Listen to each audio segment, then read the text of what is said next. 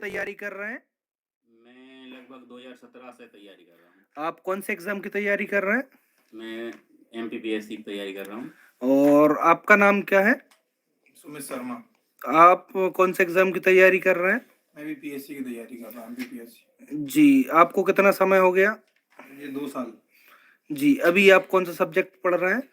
मैं एनवायरनमेंट। जी। तो आपका अभी एग्ज़ाम कब है?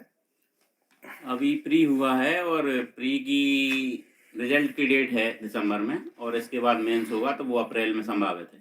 जी, तो चलिए हम आपको अभी समय बता देते हैं लगभग, अभी इनसे ही जानने की कोशिश करते हैं कि अभी समय लगभग कितना हुआ होगा? लगभग 2 बजे हैं रात के। रात के लगभग 2 बज चुके हैं और यहाँ पर कंटिन्यू पढ़ाई कर रहे हैं, तो देख सकते हैं इनका जुनून पढ़ाई के प्रति कितना ज़्यादा है। और यहाँ पर आपके लिए इनके रूम को आपके लिए थोड़ा सा दिखाने की कोशिश करता हूँ। देखिए, स्टूडेंट लाइफ में आपने भी देखा होगा, आपका रूम भी कुछ ऐसा ही होगा। देखिए, रूम लग्जरी बिल्कुल नहीं होता, लेकिन एक दिन ये रूम लग्जरी जरूर बन जाता है ना, क्योंकि पढ़ लिख कर यही लोग अधिकारी की पोस्टिंग पर जाते हैं और अच्छे से अच्छे रूम केबिन में बैठते हैं। यहाँ पर सामने एक बोर्ड भी लगा हुआ है, यहाँ पर कुछ लिखा भी हुआ है। तो यहाँ पे देखिए कुछ नोट्स लगाए हुए हैं, जिससे कि कुछ मेमोरी में रहे, जो भी पढ़ा है वो लिखा हुआ है। तो इनसे आप इंस्पायर होकर अपनी पढ़ाई को कंटिन्यू कर सकते हैं। देखिए रात को कैसे इस तरीके से स्टडी करते हैं, तो आप लोग भी स्टडी कीजिए। कोई सा भी एग्जाम आप क्वालिफाई करना चाहते हैं तो आप उसको कंटिन्यू कीजिए, रात हो या दिन हो, आपको लगातार मेहनत करना होगा, तभी आपका सिलेक्शन होगा। आप जैसे कि आप कपिल सोनी जी, आप लगभग दिन में कितने घंटे पढ़ाई करते हैं? ऐसा कोई निर्धारित तो नहीं है लेकिन 5-6 घंटे से कम नहीं होती कभी भी।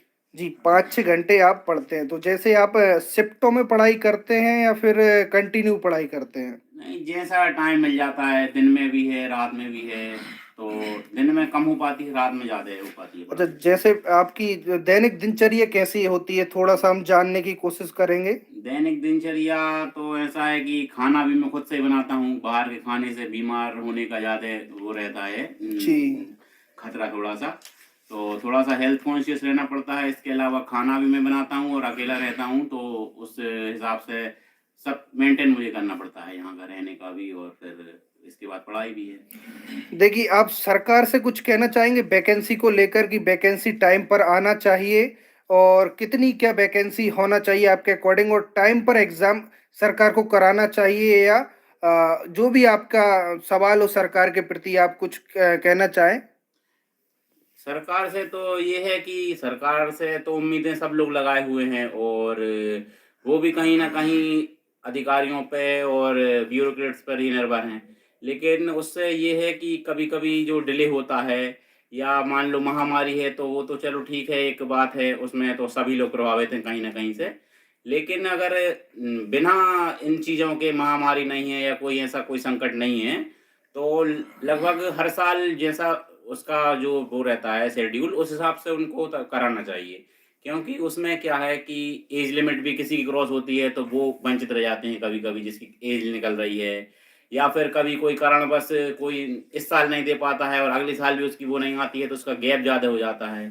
तो उसमें उसका पढ़ाई छूटने का डर रहता है। फिर एक ज़िम्मेदारी वाला वो भी रहता है कि आपकी उम्र हो रही है, तो आपको परिवार की ज़िम्मेदारी भी सँभालना है।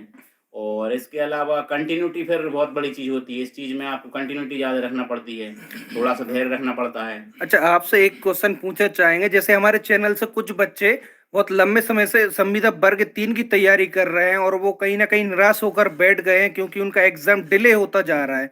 तो उनको निराश होकर बैठ जाना चाहिए, या उनको कंटिन्यू अपनी पढ़ाई को रखना चाहिए? उसको आप लेकर कैसे देखते हैं और उनके लिए क्या कहना चाहेंगे?